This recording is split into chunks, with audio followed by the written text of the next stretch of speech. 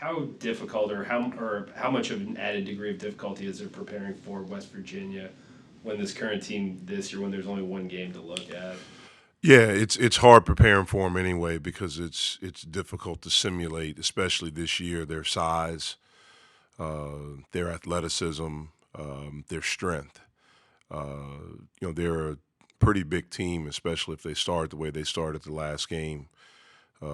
They're basically after McCabe, they're all 6'7" and above, um, and versatile and strong and physical. Um, but it is what it is. I mean, we have one game of film, and Akron played them tough, and but West Virginia's a good team, and we know that they're a team that wants to be disruptive defensively. Um, Obviously, they rebound the basketball. Their guys have gotten better, especially Culver and Matthews. Those two guys have really, really gotten better. Um, so it's going to be a tough challenge for us. You talk about their size. Do you feel like Terrell is looking forward to this after playing well in the first three games? I'm sure he's looking forward. I think he's looking forward for every opportunity to play. I mean, he's done some good things in our first three games, and we need him to continue to do that, especially against this opponent. Jeff, you had talked earlier about how it's really hard to simulate what they do, but especially for ball handlers like X and Trey, how valuable, even though it can be against a different team with some different players, how potentially valuable is that experience of having played them last year and having some level of familiarity? I think that helps. I also think playing Florida State early helps. Obviously, they have size, they have athleticism, and they defend the ball screen a certain way, which we anticipate. I anticipate West Virginia doing that, and so hopefully we can utilize some of the things that we've learned even from this year to help us in our preparation and to be ready to attack them. There's lots of teams with size. Is West Virginia kind of unique in that they have big guys that are physical and aggressive? Big guys that are physical, that are aggressive, but also that are versatile. Like you take a guy like Matthews, he can really play all the positions in college, uh, you know, and so that's difficult, to prepare for. We don't have a guy like that yet. Um, but certainly those big guys inside with Culver and Big Oscar, it's very rare in college basketball now, in my opinion, where a team is actually trying to attack you constantly inside. Mainly the big guys now are ball screening and rim running and things like that. Maybe you have one guy that you're really trying to throw it down to every time. They have two guys that they're really trying to get it down to, but then because of the size of their bigs, I'm sorry, the size of their wings, they post those guys too, and so that provides a different type of challenge for us. Jeff, we had talked with you a couple weeks ago about Justin and kind of coming back, not just physically but mentally from that injury. How far along do you think he is in that process now? How much more comfortable does he seem out there? He's progressing. I think each game, he's getting better. I mean, he's figuring it out. He's figuring out college basketball. He was thrown right in the fire right away, as were all of our new guys with Florida State. And then how do you recover from that? How do you move on to the next play after having some success? And none of us handled Nichols, the right way. Um, I thought he did some good things at Robert Morris. I think his effort level of understanding, all of the nuances of college basketball and how you have to work, rest, prepare mentally and physically. I think he's figuring those things out, and I think he's getting better. Coach, you talk about how you're in an odd spot with West Virginia only having played one game. Has most of your preparation come from the film from that Akron game, or have you guys also taken things away from last year's game? We look at everything. So certainly a lot, a big part of it is the Akron game. We have watched, our game last year, but it's hard because they really have almost like a brand new roster. If you look at the guys that played against us, it's very few of them that are back. The ones that are back are good, but they've added so many new pieces. I don't remember Culver playing against us last year, and he's really good. And so a lot of it has been from Akron, though. This is your second year at Pitt. I mean, last year was the first year this series started playing again.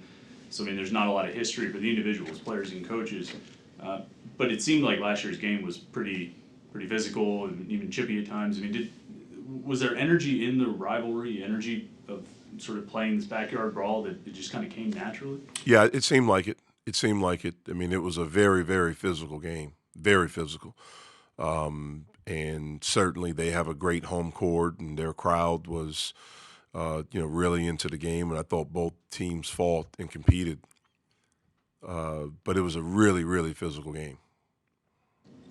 You obviously have a lot of experience in, rivalry kind of games, Duke, Carolina, things like that.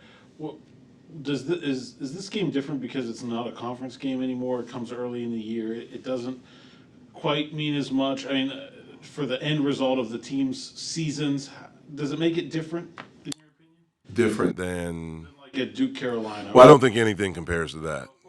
But yeah, no, I do think it's when I was at the head coach of ECU, Richmond had left and joined the A10, and we still played them, and it meant a lot.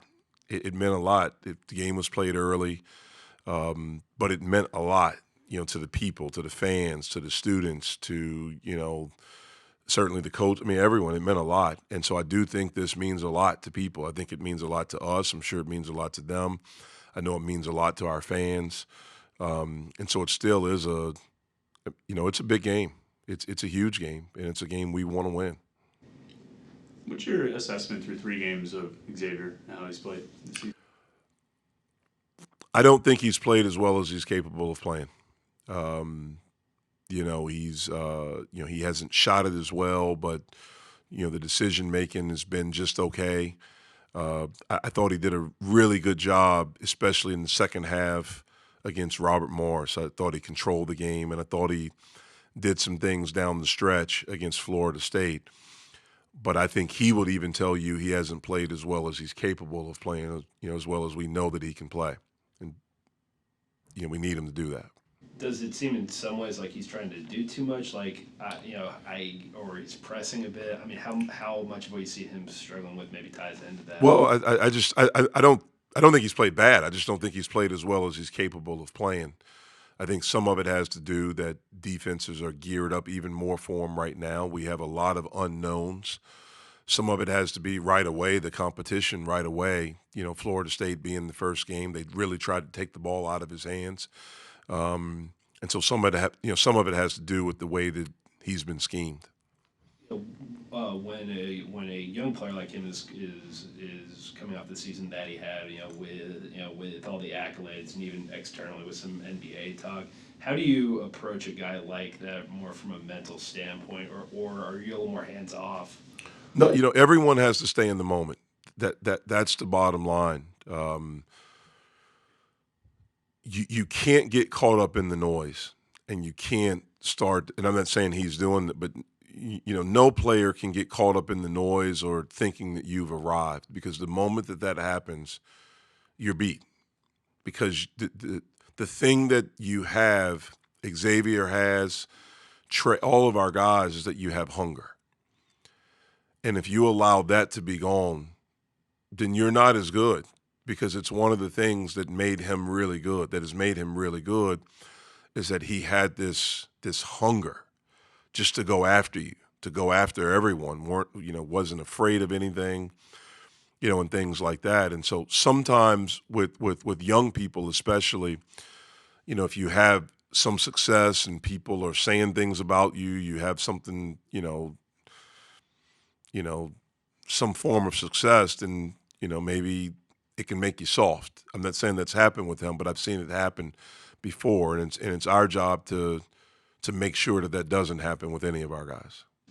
I guess is that something that's a little tougher to kind of guard against now with like social media and the prevalence of all that? It's certainly tougher than it was back when I played, because the noise is even louder now. There's so many different ways that young people now can access information. And as much as you tell them don't pay attention to it, that's what they've grown up with. And they look at mentions. They look and see, and it affects them what people say. It's hard for me at times to understand as an adult, but I think it even affects adults.